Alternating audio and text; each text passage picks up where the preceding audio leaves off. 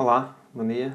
Hoje venho-vos aqui mostrar como é que podemos fazer uma seleção numa imagem complexa, uma imagem onde os contornos não sejam fáceis de recortar a partir das ferramentas de seleção tradicionais. Uma imagem como esta que aqui vemos, onde temos zonas com os contornos bem definidos, caso da mão, aqui todos os contornos do plástico de que a boneca é produzida, mas depois temos também áreas que seriam muito difíceis de recortar através das ferramentas tradicionais de seleção e, basicamente, toda esta área que aqui vemos do cabelo é uma zona de seleção difícil. O que nós queremos obter como resultado é isto que vemos aqui do lado direito, portanto a boneca com os cabelos já absolutamente recortados sobre um fundo de cores radicalmente diferente daquela que lhe deu origem. E para fazermos isto vamos seguir o seguinte procedimento.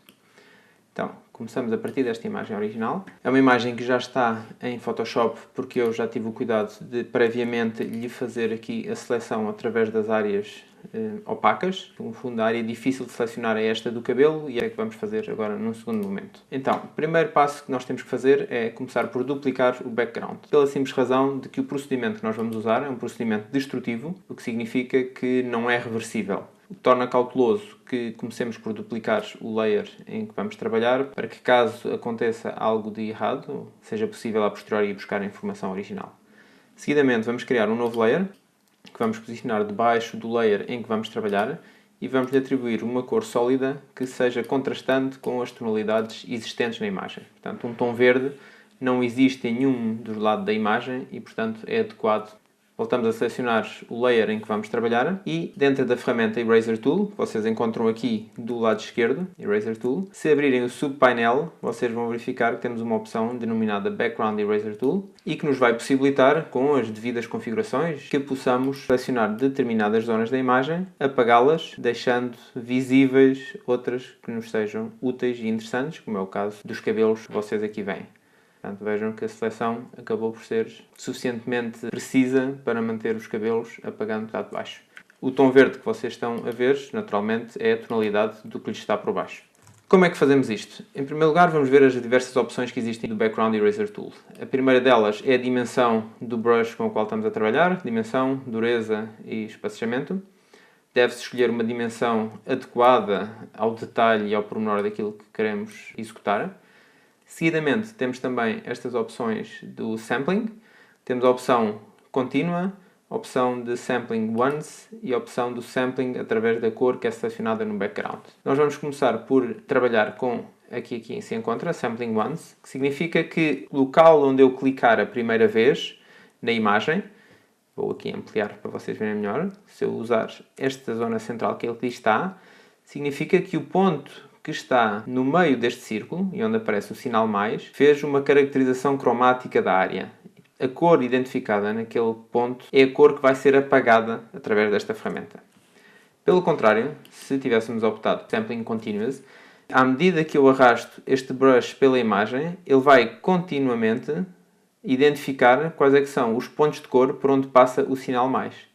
Se eu o arrastar para o interior do cabelo, como o sinal mais coincide com aquela zona preta, ele vai também apagá-lo. Por outro lado, se tivermos uma cor de fundo muitíssimo uniforme, talvez o mais simples seja selecionar esta variante que aqui está, um sampling através do background, e indicar ao software qual é a cor que nós queremos ali, tendo o cuidado de, em vez de fazer a point sample, escolher uma quantidade elevada, porque isso permite uma medição de um conjunto de pontos. Isto também nos possibilita, com alguma rapidez, começar a apagar o que temos em excesso. Para o efeito deste exercício, vamos escolher esta versão do meio. A diferença entre o limite ser contíguo ou descontíguo tem a ver com a proteção que é dada a determinadas áreas. Vamos, por exemplo, ampliar esta área aqui, para eu vos conseguir explicar o que isto faz. E reparem-se, com a opção descontígua, eu consigo apagar determinadas zonas, inclusive em áreas que estão envolvidas por tonalidades muito contrastantes. Pelo contrário, se eu quiser proteger essas áreas, eu posso selecionar a opção contígua, que significa que o ponto onde eu cliquei vai reconhecer os limites de cores contrastantes e vai impedir a invasão. Vejam que apesar do círculo estar a ir para o lado esquerdo deste cabelo preto, não está a apagar, a menos que eu deslize para lá esta ferramenta. Como temos zonas brancas aqui no interior, a opção que eu sugiro que se opte é por esta descontígua. Finalmente, a última opção que nós temos é a tolerância. Uma tolerância demasiado baixa significa que, tendo eu clicado neste ponto que vocês veem, o software vai selecionar para apagar unicamente os pontos que sejam idênticos àquele primeiro onde eu cliquei e que variem 10% de luminosidade ou de matiz sobre o primeiro que eu selecionei. Quanto maior for a tolerância, maior será o número de pontos que o software vai conseguir apagar, porque vai identificar o primeiro ponto que eu selecionei e aqueles que forem 50% diferentes deles. Quanto maior a tolerância, menos provável é que permaneça ruído na zona apagada, mas também mais provável é que se acabem por cancelar áreas da imagem que não queremos que sejam canceladas. Portanto, o truque está em conseguir encontrar uma tolerância que seja razoável para o trabalho que queremos efetuar e, nitidamente, o diferencial cromático entre o objeto que queremos que permaneça e a cor de fundo que temos faz diferença. Neste caso, a situação até é relativamente simpática, porque temos um cabelo muito escuro sobre um fundo de tonalidade clara, mas se tivéssemos um cabelo louro sobre um fundo claro, a situação exigiria uma tolerância bastante baixa para não corrermos o risco de apagar o cabelo louro que cá tínhamos. Deixem-me voltar aqui atrás para, agora sim, com a tolerância a 50%, eu vos conseguir mostrar como é que poderemos cancelar a totalidade da imagem. De modo a protegermos a zona da boneca que sabemos que não queremos apagar, vamos aqui ao PET e através do Ctrl ou comando selecionado e pressionando o Work PET, selecionamos todas as zonas onde não queremos vir a intervir, Select Inverse para termos como zona de trabalho o contrário daquilo que estava selecionado.